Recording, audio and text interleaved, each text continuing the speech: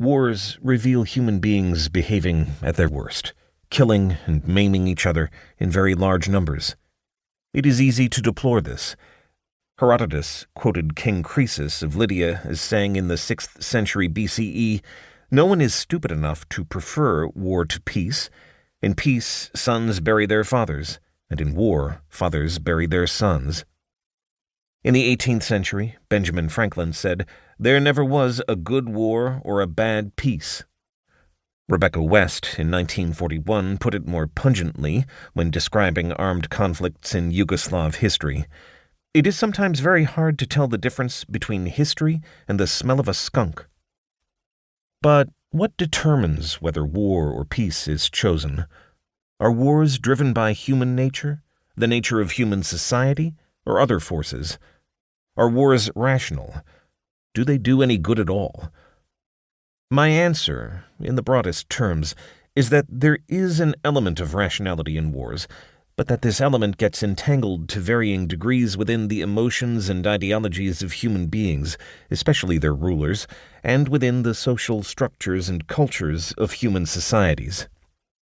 The combination often drives rulers in the direction of wars that are rarely rational and that bring benefit to only a small proportion of human beings. If humans and their rulers were predominantly rational beings, there would be far fewer wars, an ideal worth at least aiming for. I analyze many wars, hence the plural of my title. Most studies of war have been conducted by historians and political scientists who are international relations, IR, specialists. The latter have focused on wars involving the major powers of Europe since 1816, which period provides quantitative data sets of wars. Their preferred method is statistical, but it is also Euro- and modernity-based. In contrast, historians study wars in many periods and regions. They also remind us that wars do not come as separate, independent cases to be aggregated into statistical models.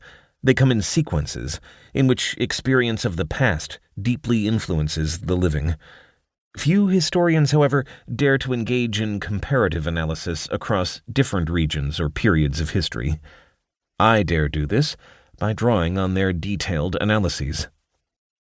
As a comparative and historical sociologist, I cover sequences of war and peace over several regions and periods of history, chosen because they offer well-documented cases containing varied war frequencies, namely Rome, Imperial China, the Mongols, Japan, medieval and modern Europe, pre-Columbian and Latin America, the World Wars, and recent American and Middle Eastern wars.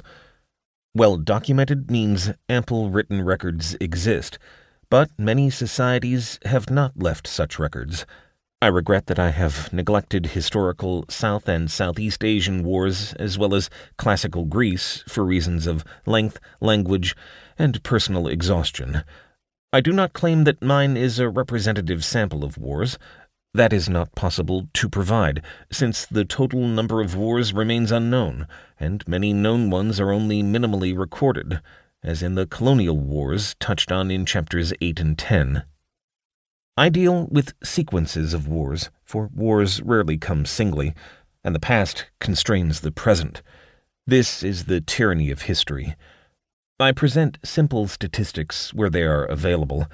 I focus on interstate wars, but since these are often linked to civil wars and extra-state wars, wars involving non-state contenders, I discuss them too, where relevant and where records exist. Military power is also used for domestic repression, which has been a precondition for rulers' ability to make any wars at all, but I will not discuss such repression in much detail. In the course of history, war has obviously changed enormously in weapons, techniques, and organization. The lethality of weapons has grown exponentially over the last few centuries, and the devastation of air power was added in the 20th century and cyber war in the 21st. This required major changes in military organization and tactics. The organization of state armies has become much more complex, and the nature of battle has fundamentally changed. Body-on-body, ferocious killing has partially